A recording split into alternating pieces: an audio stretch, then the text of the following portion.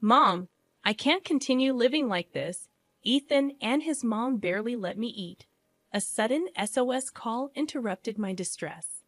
Ilana, come back home, I instinctively shouted. Ilana had become worryingly thin. I won't forgive Ethan and his mother, I resolved with determination. Let me introduce myself. I'm Jonna, a 50-year-old housewife.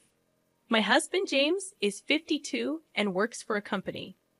Our daughter is turning 26, having graduated from college and landed a job at a major corporation. She started living alone, and James and I were enjoying our life as a couple. Despite her success, Ilana was shy around men and hesitant in relationships. When she finally got a boyfriend, James and I were overjoyed. James kept urging her to bring him over, asking, "What's he like? Bring him home sometime." I cautioned James, "Honey, don't push her. She'll introduce him when she's ready. Let's wait patiently." Ilana soon smiled and said she'd bring Ethan over. "Dad, you kept insisting, so I complained to Ethan. He agreed to come over to meet you, but don't say anything weird to him, okay?" James was visibly delighted when Ethan came to greet us. James and I were nervous, but Ethan's friendly conversation soon eased our tension. Ethan introduced himself, saying, "Hello, I'm Ethan Smith, and I'm seriously dating Ilana with the intention of marrying her." Ilana blushed and said, "Marrying Ethan? You're embarrassing me. You said it was just a casual greeting." James happily told Ilana, "No, it's great that he's thinking about the future. Ethan, I entrust Ilana to you." Their relationship progressed smoothly with our blessing, and Ethan proposed formally 5 months later. Seeing a blushing but happy Ilana made both James and me very happy. I heard Ethan worked for a major bank system company, and James and I discussed how their future seemed secure. As wedding preparations began, Ilana frequently sought advice. One day, she asked, "Hey Mom, how much is the market price for a wedding ring?" "Ethan is planning to buy one for about $10,000. Surprised, I replied. "For wedding rings, maybe about $2,500 each for the couple. I've heard engagement rings are around $3,500. Ilana seemed a bit uneasy. I felt the same way after asking around and reading magazines. Ethan's sense of money was odd. However, when Ilana said, "Ethan insists it's a once-in-a-lifetime thing and wants me to have something nice," I conveniently interpreted it as Ethan wanting to give her a special gift. After some time, the two moved out of their bachelor's residence and into a condominium in New York. The area was very expensive but convenient for commuting. I expressed my concern to Ilana, saying, "Hey, Ilana, the area you and Ian live in must be pretty expensive to rent, right? Are you going to be able to afford the monthly payments?" She reassured me, "Don't worry, Mom. Ian's working hard and earns a decent salary too. His job requires living near the bank. Ethan is a systems engineer at a bank-rated systems company. If there is a problem, Ethan needs to rush to the site even in the middle of the night. That's why the location had to be close to the bank, within a short taxi ride." Apparently, Ilana explained, "Ethan's company gives a substantial housing allowance, so we're fine. Don't worry, Mom." Not fully understanding the system company's situation, I just accepted it as how things were. Months passed, and I invited Ilana for lunch before her marriage. Ilana and I often went for lunch together. However, after her marriage, when I invited her to join me, she often declined, citing being busy with work or having made other plans. James suggested that maybe she's just busy with her married life, but it didn't seem like Ilana was avoiding me. Over the phone, Ilana said, "Next Saturday." "Oh, that's when Ethan is on a business trip." "Sure, Mom, I can make it. I'll find a place for us." I was a bit thrilled to have lunch with my daughter after half a year. When I finally saw Ilana, she looked a bit pale. Concerned, I said, "Ilana, what's wrong? If you're not feeling well, take it easy. Just stay home and rest, okay?" Ilana reassured me, "No, I'm fine. I've just been tired from MDI overtime lately. Plus, Lunch with you might be just what I need to unwind. She managed a weak smile, and we enjoyed a good chat, just the two of us. About 2 hours in, Ilana's phone rang. She looked shocked when she saw the display. Ilana told me, "Mom, I have to go home already. Ethan's mother is calling." She explained that Ivy was at their place. Surprised, I said, "Sorry for keeping you during such a busy time." Ilana reassured me, "It's okay. You can hurry back." Apologizing, Ilana quickly left. Another half a year went by, and during this time, something terrible happened to Ilana. I learned about it from a phone call from her. It was a sad day, and James and I were enjoying our day off. While I was making her tea, suddenly my phone rang. The display showed Ilana. I quickly answered, and Ilana hesitantly started, Mom, it's me." I. She seemed unable to continue, and sensing something was wrong, I asked, "What's the matter? Did something happen?" Ilana remained silent for a while. Patiently, I waited for her to start talking. Eventually, she said, "Mom, I can't live like this anymore. Ethan and his mom barely let me eat. I might not survive if this continues." Shocked, I asked, "Are you okay? Sounds like things are really bad. Why don't you come back home?" Ilana seemed undecided.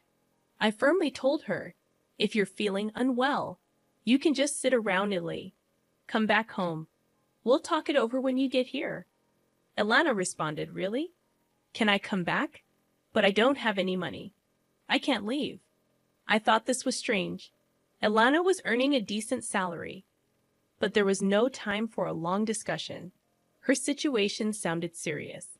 First, I needed to meet with Ilana to see how she is doing. I instructed Ilana, "Take only your valuables with you and leave the house. There's a convenience store near your apartment, right? I will drive there and pick you up. Wait for me there." Sobbing, Ilana agreed. James and I hurried to the convenience store. When we arrived, Ilana was crouched in the parking lot. She saw me and said, Mom, I'm sorry.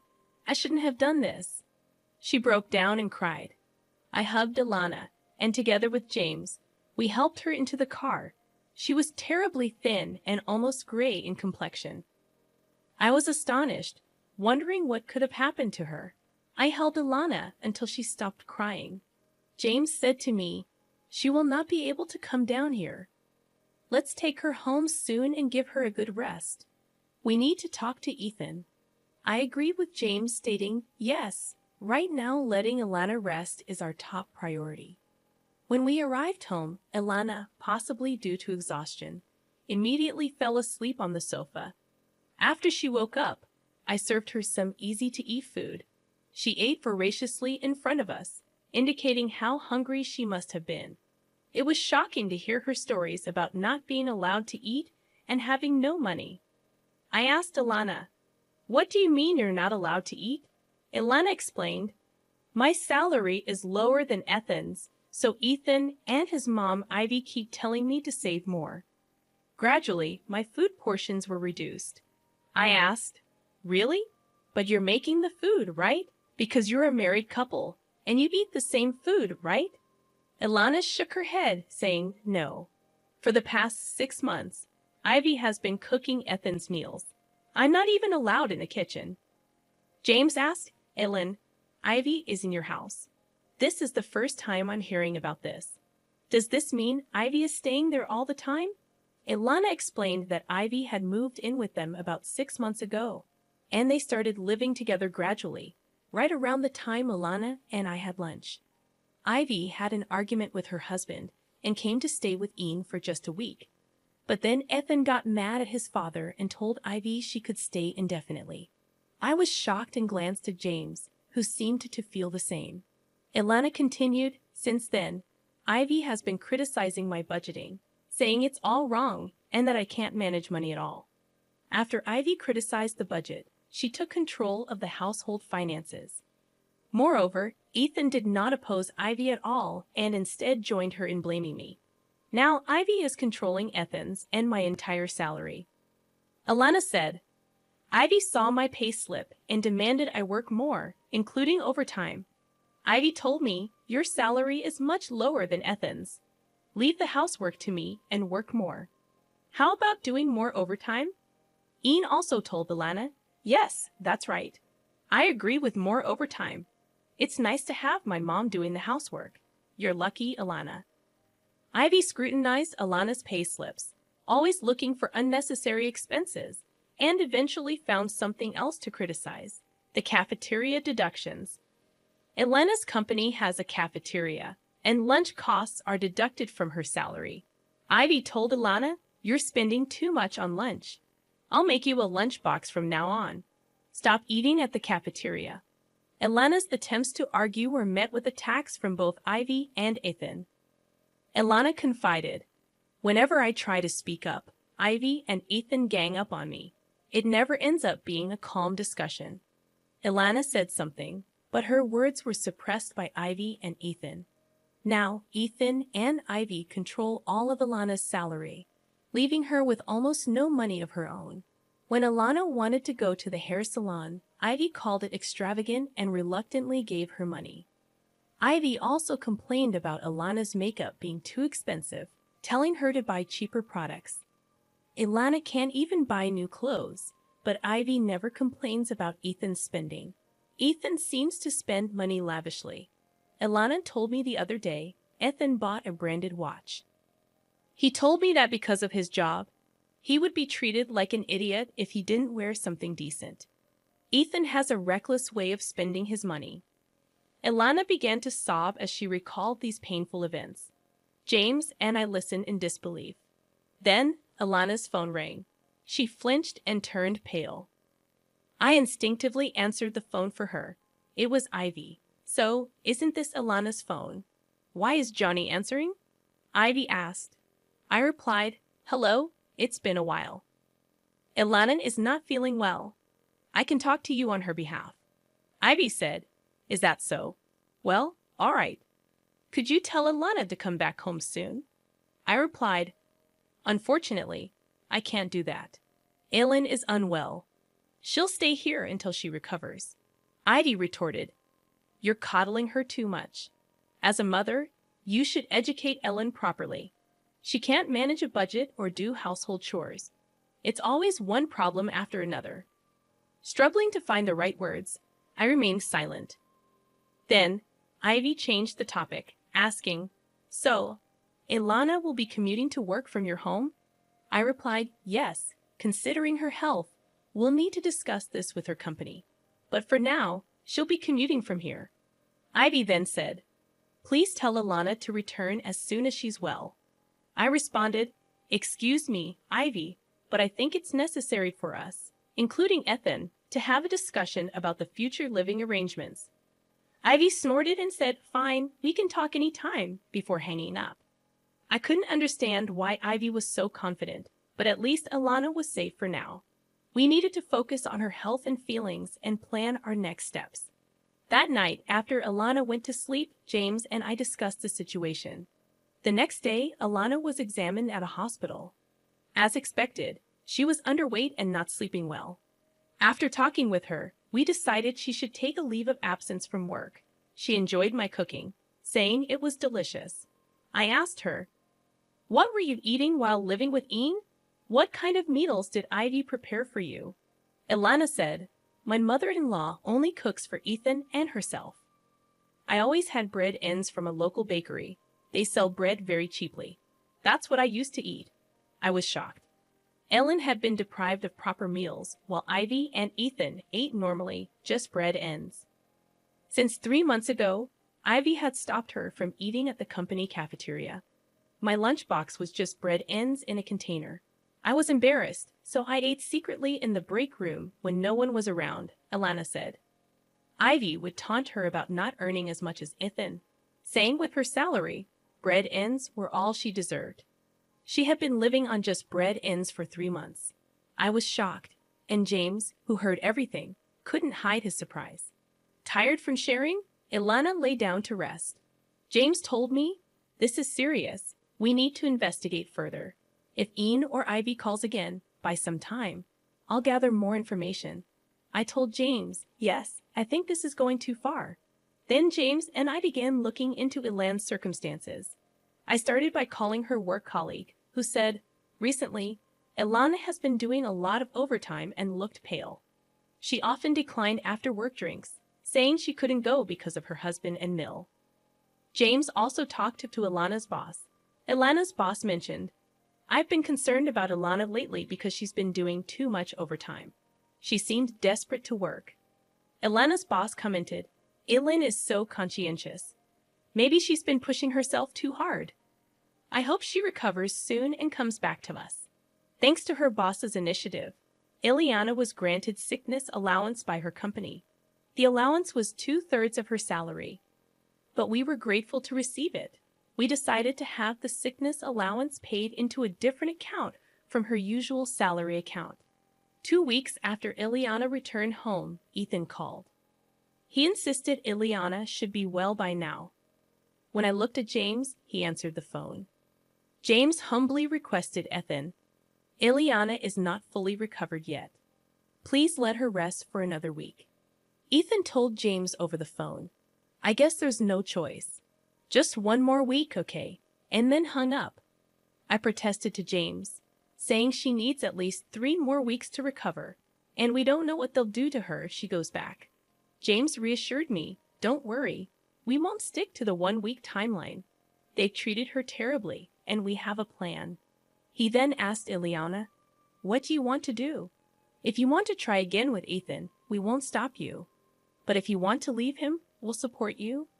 Ileana, suddenly resolute, said, I've been thinking, am I really as useless as Ivy and Ethan say? But this isn't right. They're just taking my money. I don't want this anymore. I want a divorce. James encouraged her, saying, that's right. You've chosen your path. We'll always be on your side. James shared the information he had gathered with us. We prepared for the possibility of Ethan coming over, ready to handle the situation.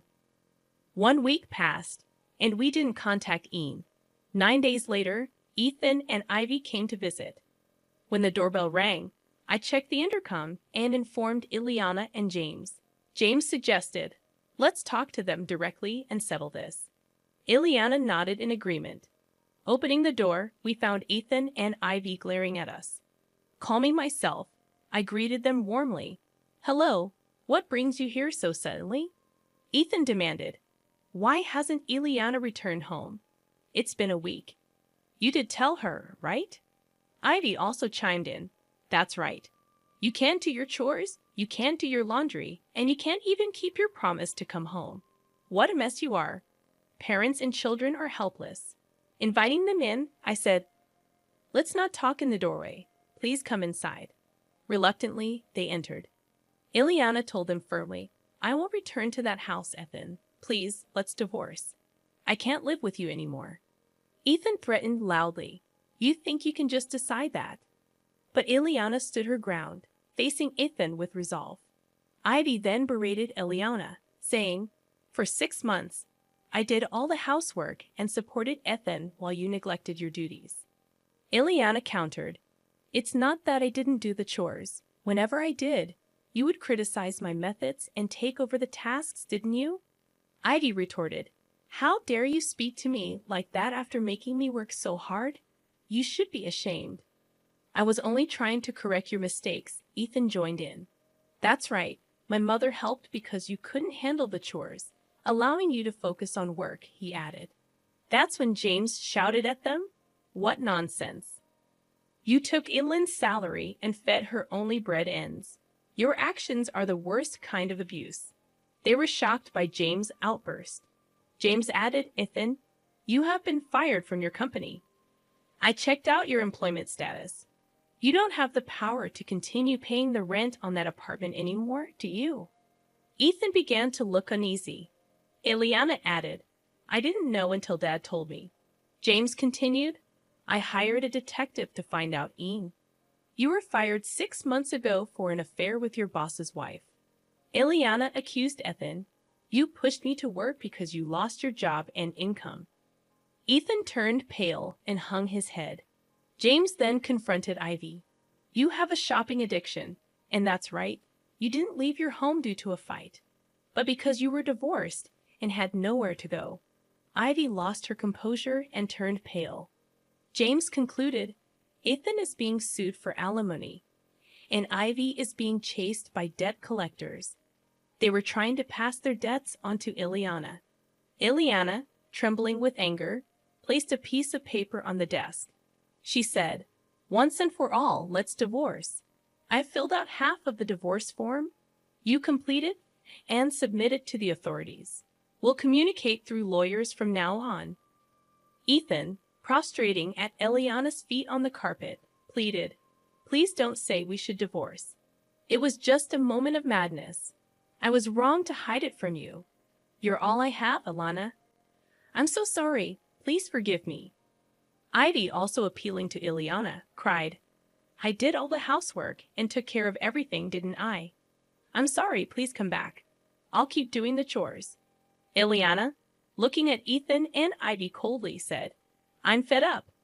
Who would want to start over with you two? You hid what you did and exploited my salary. I don't want to see your faces. Ethan and Ivy were unable to move from their spot, crying inconsolably. James sternly told them, The conversation is over. It's time for you to leave. If you don't, we have our ways to deal with it. Reluctantly, Ethan and Ivy stood up and left our home defeated. Afterward, with a lawyer's help, Ileana and Ethan officially divorced. Of course, we filed for alimony from Ethan. In addition to hiding his affair, we also added the fact that Ethan did not provide adequate meals to Elena in the alimony claim. We had a doctor's diagnosis, which served as conclusive evidence against Ethan.